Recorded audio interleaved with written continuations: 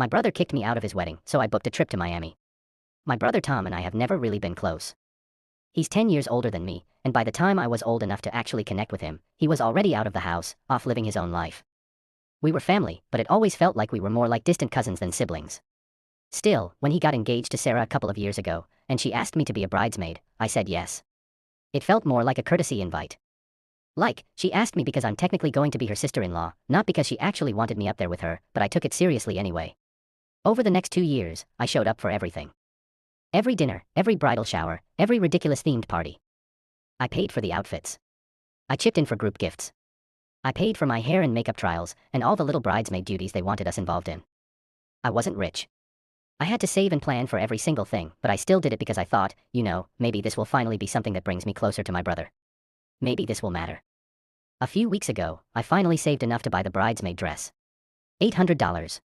That's not pocket change. That's a couple weeks of groceries or rent. But I was excited. I had actually grown close to some of the other girls in the bridal party, and for once, I felt like I belonged in something.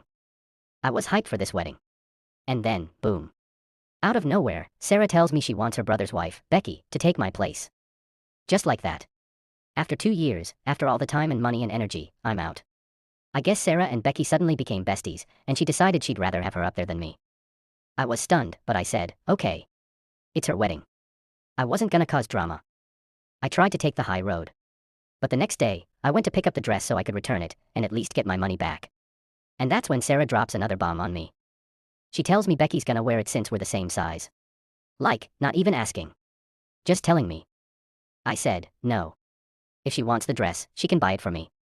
$800. Sarah says Becky can't afford that, and I should just be nice and let her borrow it, and then I can have it back after the wedding. Like, I'm gonna wear that shit to what brunch? I'm not just handing over a designer bridesmaid dress I paid for out of pocket Southwest. Someone else can parade around in it after kicking me out. They offered me $250, then tried to compromise by saying I could still be in the wedding as the assistant flower girl. The assistant. Flower. Girl. I'm a grown woman. And you want me to walk behind a toddler and throw petals? That was the moment I realized how little they respected me. I told them I wasn't coming to the wedding, and I meant it. I returned the dress, got my refund, and washed my hands of the whole thing. They were pissed, obviously. My brother sent me some long-ass message about family, and how I was overreacting, but I didn't respond. And then, the twist. My coworker comes up to me today, and says she has an extra round-trip ticket to Miami, and a hotel room she's splitting. It's super last minute, but it's the exact same weekend as the wedding. And all I have to do is cover half of it. So here's the situation. I can either sit at home and moat because my brother and his fiancée treated me like I'm disposable, or I can sip a cocktail on the beach in Miami and dance my ass off far away from people who clearly